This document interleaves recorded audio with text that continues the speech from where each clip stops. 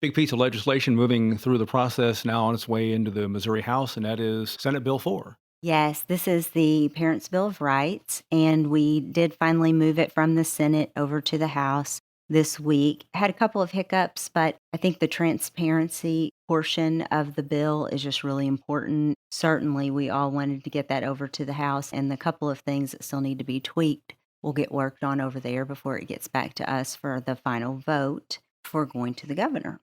And one of the things that is really important to me in this bill, we talk about critical race theory and not wanting our children to be taught the CRT in our schools, but it was important in this bill to not say we're banning critical race theory because then, 2 years from now, 5 years from now, it could be taught. The same type of things could be taught under just a different name. And so we definitely don't want that. So the way that the author of this bill worked it out is this act basically bans the teaching that any individual, by virtue of their race, ethnicity, color, or national origin, shall bear collective guilt or are responsible for actions committed in the past by others. Our kids are not responsible for the actions that took place, the horrific actions, but that took place so many years ago and had nothing to do with them. We don't need to have divisive language that teaches that one race is better than the other. We need to be teaching our children the history of Missouri, the history of the United States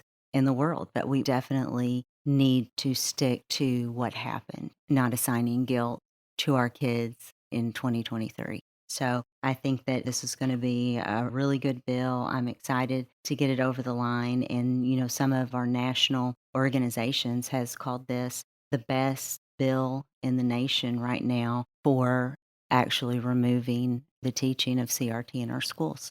And the aspect of the name of a bill itself is the Parents' Bill of Rights. A lot of people think they should already have, and that's know what's going on in their children's schools. Absolutely. The transparency portal, they'll be able to check what the curriculum is and they'll be able to question it if they have a problem with it. That's a really important piece to be able to look up, see the textbooks, the source material, the syllabus that the kids are working under. I think that's really going to empower parents and help us move forward in a positive way. Other legislation that's making its way through important to you as well, and that's one that involves some background checks. Yes. So background checks in our technical programs. So we have technical programs in our high schools. I love these programs. They are incredibly important, and I'm working really hard to get more money to our technical programs so that they can expand. But what we have found is because many of our schools do offer these classes to adults during school hours. So during the normal school hour on school property, we have adults coming and taking,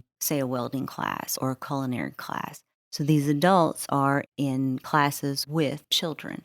So you can have a 30-year-old man sitting next to a 16-year-old girl in a culinary class, which is fine. But even our volunteers in school have to have background checks. Now, our lunch ladies have to have background checks, but we're not requiring, many schools are doing it in Missouri, but it is not mandated, and so many are not requiring these adults that are coming in and taking these classes with children, requiring them to have background checks. And so that's what my bill would do. It was actually brought to me by one of my technical programs director in Sykeston. He brought it to me several years ago, and so we've been working on trying to get it across the line. It's moving early this year, so I am hopeful, and we've been watching to see what bills we can attach it to, hoping to have multiple carriers to get it across the line this year. It's the same as the one from last year. It is. It's the same.